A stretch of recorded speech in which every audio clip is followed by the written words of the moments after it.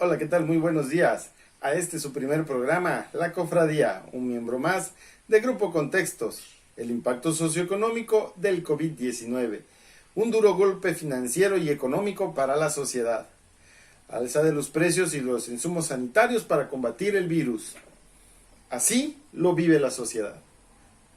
La nueva normalidad, ni es tan nueva ni es tan normal. Los caprichos de la popularidad de nuestro querido presidente Andrés Manuel López Obrador.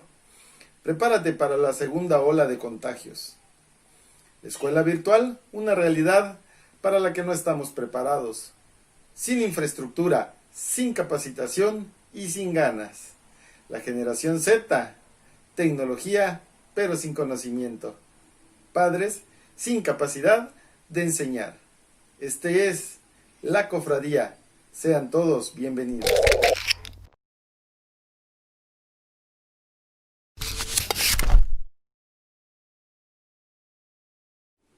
Hola, ¿qué tal? Sean todos bienvenidos a este su primer programa, La Cofradía, un miembro más de Grupo Contextos. Yo soy Luis Monzón y les doy la más cordial de las bienvenidas. El impacto socioeconómico del COVID-19. Cabe mencionar que no es la primera crisis que México vive. En el año de 1973-1975, la caída del petróleo tuvo un impacto fuerte en la economía y en las finanzas mexicanas. El producto tuvo una alza de precio en los hidrocarburos, lo cual provocó una baja considerable en la economía. La segunda crisis que México ha vivido fue en el 2008-2009. Esto impactó en las inmobiliarias, trayendo con ello una fuerte caída del Producto Interno Bruto en México. Por otro lado, en el 2020 sufrimos una crisis ahora proveniente del sector salud. Nosotros lo conocemos como coronavirus, también denominado COVID-19. Esto trajo a México altos costos sanitarios.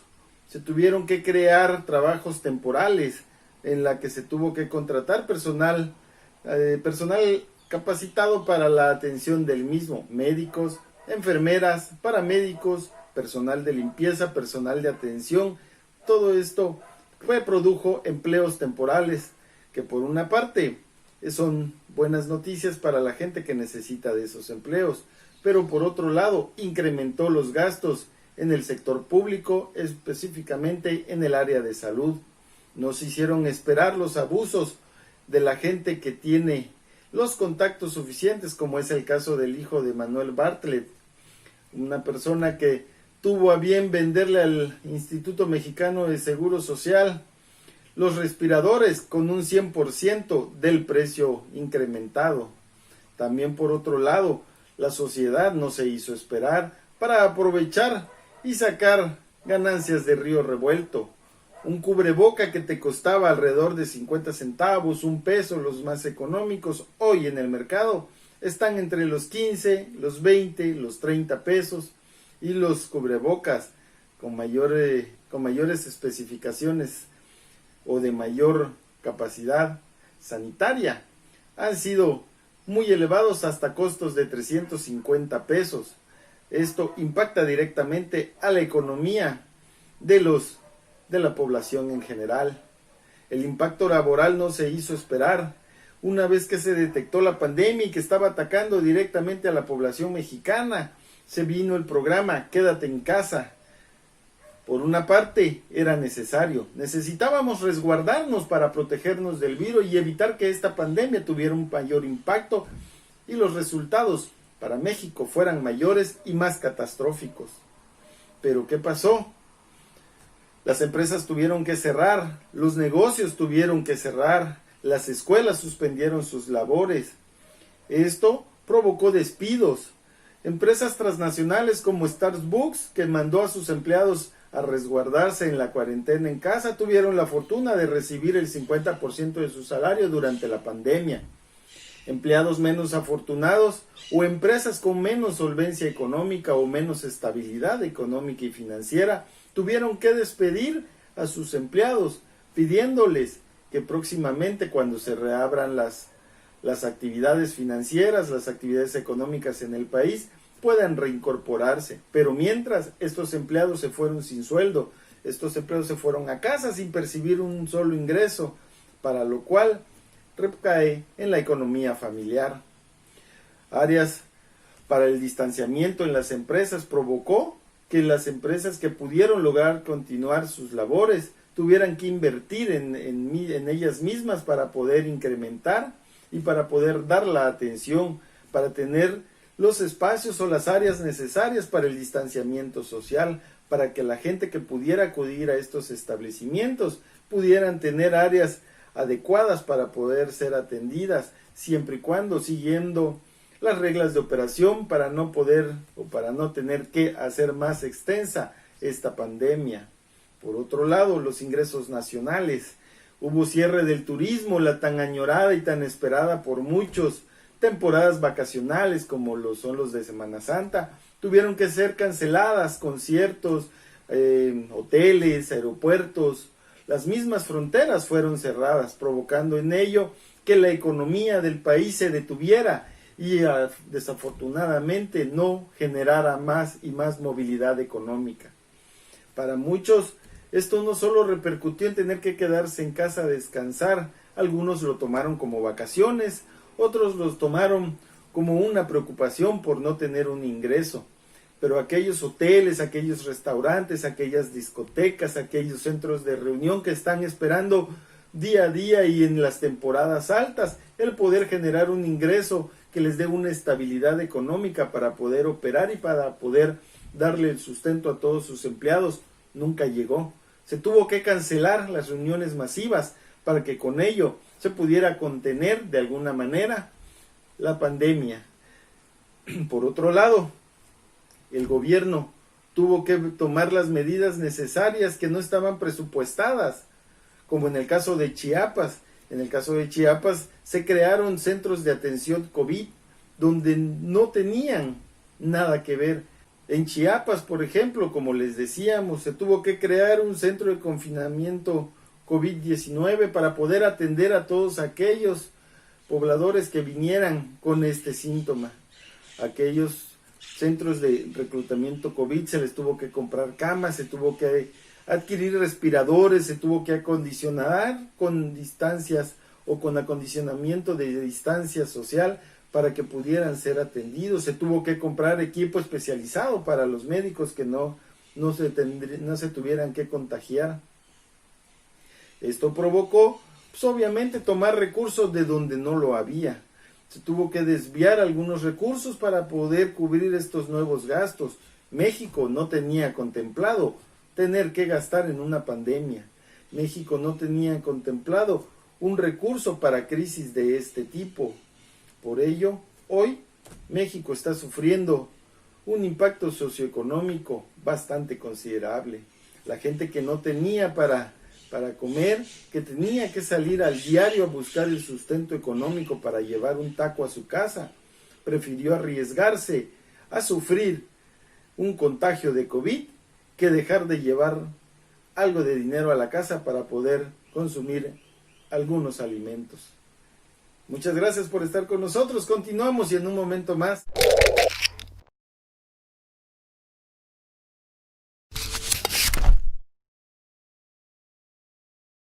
Hola, ¿qué tal? Yo soy Luis Monzón y continuamos con esto que es la cofradía. La nueva normalidad, que no es ni tan nueva ni tan normal. Nuestro querido cabecita de algodón, Andrés Manuel López Obrador, le urge que se acabe el encierro. Dice que no lo soporta la economía y menciona que no lo soporta la sociedad.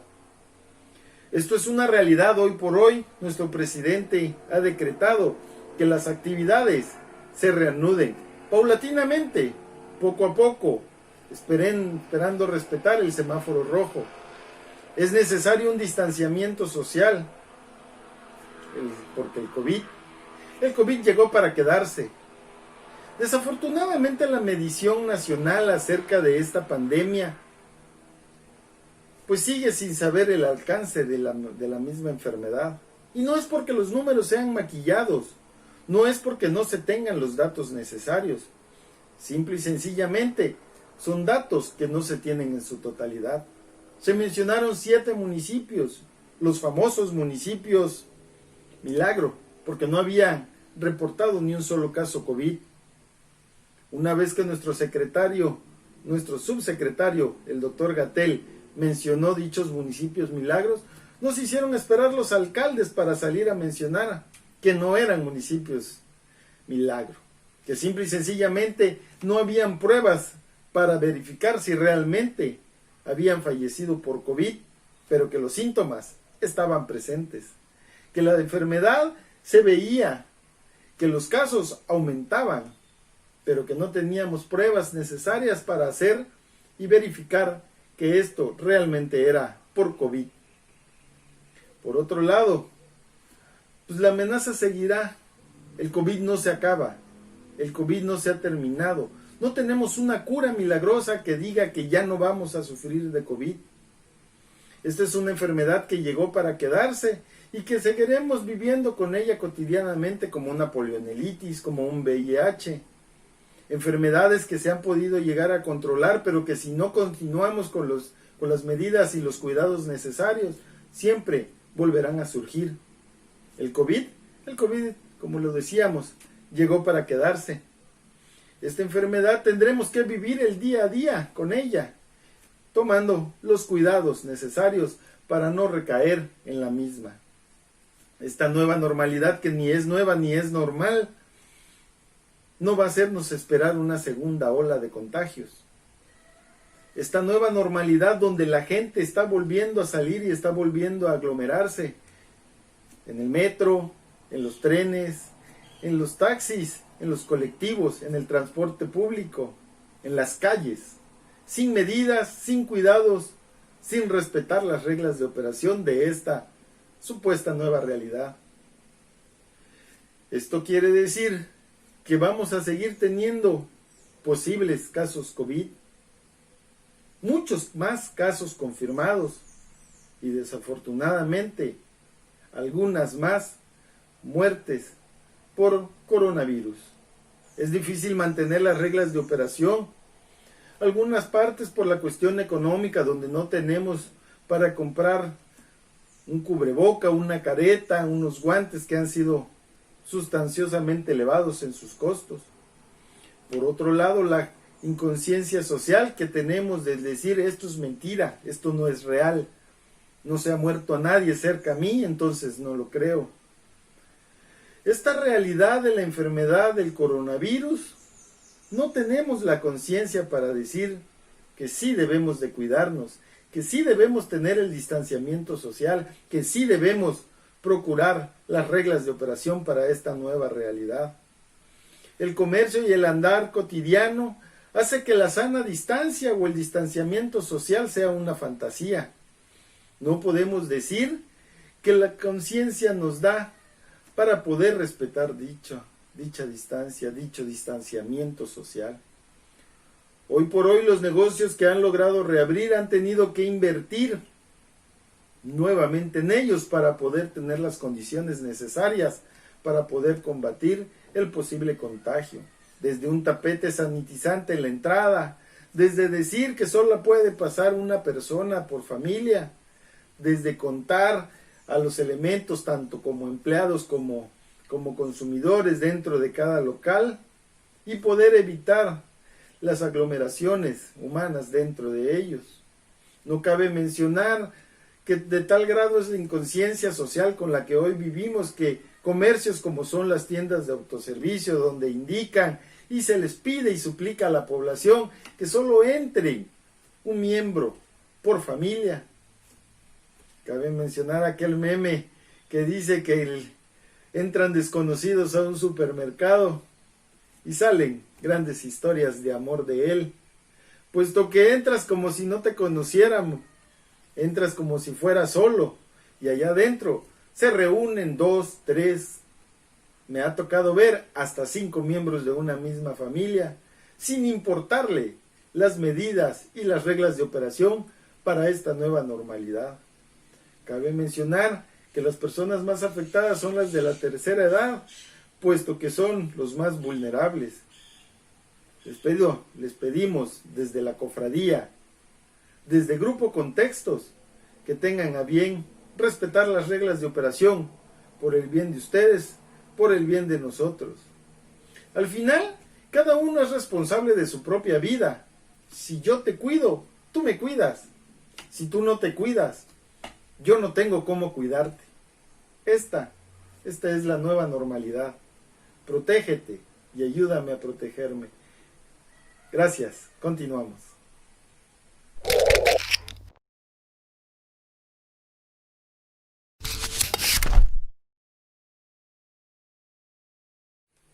Hola, muchas gracias por continuar con nosotros. Esto es su programa, La Cofradía. Un miembro más de Grupo Contextos. Escuela virtual, una realidad para la que no estamos preparados. Esta nueva realidad a través de la pandemia, a través de las reglas de operación del COVID-19 o conocido como coronavirus, nos ha hecho continuar nuestras actividades académicas desde casa. Cabe mencionar que esta es una realidad efímera, pues nos hemos encontrado con la realidad de que no tenemos ni la infraestructura ni la capacitación para poder llevar a cabo ello. Las escuelas, sobre todo las de nivel primaria, las de nivel secundaria y hasta algunos bachilleratos, tuvieron que toparse con piedra. Hoy por hoy cabe mencionar que si es cierto, la educación virtual ha evolucionado paso a paso y hoy existe lo denominado Educación 4.0, la cual nos da la pauta de seguir con muchas herramientas tecnológicas, con la cual podemos llegar a crear una buena escuela virtual. La tecnología de la Educación 4.0 nos permite tener una educación virtual sólida como lo es la presencial, dinámica como puede ser la semiescolarizada, pero a nivel primaria, a nivel secundaria y en algunos casos hasta en el nivel bachillerato, esto fue un reto en el cual fracasamos. Hoy nos dimos cuenta que las escuelas no tienen la estructura suficiente para crear una escuela virtual, una plataforma que lo consolide. También nos dimos cuenta que nuestros maestros, nuestros docentes, los tan añorados capacitadores de la educación de nuestros hijos, no tienen el conocimiento para poder desarrollar efectivamente una educación virtual. Aquí, en esta nueva modalidad, en esta nueva realidad de la educación, nos damos cuenta que ni siquiera tienen las ganas. No basta ver a los niños en sus casas haciendo las tareas en los libros de páginas innumerables en la que los maestros, con tal de sacar el trabajo adelante, les dicen: realiza los ejercicios de la página tal a la página tal y envíamelos por WhatsApp. Y desafortunadamente, esa es toda nuestra educación virtual. Contamos con recursos bastantes. Contamos con recursos gratuitos, contamos con recursos pagados, pero ninguno de ellos pudo haber sido tan mejores como lo es el WhatsApp. Por otro lado, las generaciones hemos tenido la costumbre de irles poniendo nombres según la dinámica con la que se presente. Por ejemplo, yo soy una persona que pertenece a la generación X, ni siquiera nos pusieron un nombre, X, nada más. Nunca creamos nada, nunca conformamos nada, no inventamos nada nuevo. Pero sin embargo vinieron las nuevas generaciones, como lo fue la generación de los millennials, la hoy generación de los centennials, la mejor denominada generación Z. Esos muchachos que nacieron del 2020 para acá, que nacieron con una tecnología totalmente desarrollada. Desafortunadamente, son jóvenes que tienen toda la tecnología, pero sin conocimiento. No cabe mencionarle a un famoso centennial o un chico de la generación Z que nos haga un video en YouTuber, un video en los famosos TikToks, hoy denominados TikTokers. 30 segundos de creatividad nata, donde no les cuesta ni siquiera el tiempo que les lleva a realizarlo. Pero les pidamos a estos chicos, a estas nuevas generaciones que vienen con la tablet bajo el brazo, que nos realicen una presentación académica, un resumen digital, una videoconferencia, y simple y sencillamente no tenemos los conocimientos. Esto ha recaído no solo en que los jóvenes son apáticos para utilizar la tecnología en un bien que los va a preparar, que los va a educar, que les va a permitir ser el día de mañana grandes personas. Eso es una mentira. No somos la generación del mañana. Ni siquiera sabemos utilizar la tecnología con la que hemos nacido bajo el brazo. Simple y sencillamente no tenemos ni las ganas de aprenderla. Padres, los padres sin capacidad de enseñar. Siempre los padres se dice que son los pilares del hogar. Y sí, sí es cierto, son los pilares del hogar. Pero a nivel de educación, la fortaleza no lo es. La realidad es que los padres han sufrido mucho estando con la escuela en casa. Esto ha provocado muchos inciertos para los hijos, padres sin paciencia, padres que han tenido que volver a estudiar o recapitular los conocimientos que algún día obtuvieron para poderles enseñar a los hijos. Hijos que se han tenido que convertir en autodidactas para poder más o menos salir adelante. Al final de cuentas, esta es una realidad. El programa de escuela virtual fue un total fracaso. Un fracaso porque no se tuvo la infraestructura, porque no se tuvo la capacidad del conocimiento digital para llevarla a cabo. Un fracaso porque no se tuvieron las ganas de prepararnos y sacarlo adelante. Instituciones, padres de familia, los mismos docentes, los mismos alumnos, no se tuvo un trabajo de equipo que era necesario para sacar esta educación virtual y simple y sencillamente fracasamos. Hoy por hoy se ha decretado el cierre del ciclo escolar. Nadie puede reprobar. Todos tienen que acreditar. Este ciclo no se puede perder. Fue el mandato de nuestro presidente Andrés Manuel López Obrador a través de las diferentes secretarías, en este caso de la Secretaría de Educación y de las secretarías estatales y municipales, para llevar esta orden de que el ciclo ha terminado. No se pudo, no se completó, no se creó el objetivo. El día de mañana tendremos chicos que han pasado a los nuevos grados, pero ¿con qué nivel de conocimiento? No lo sabemos, porque no lo existe. Pero van a haber programas que puedan regularizar a esos muchachos. Es un futuro incierto, pues no sabemos hoy por hoy cuándo arrancan de nuevo este ciclo escolar, el nuevo ciclo escolar. Esperemos que no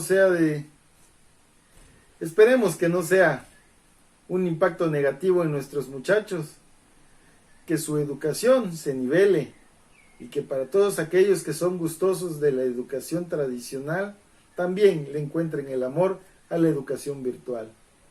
Muchas gracias.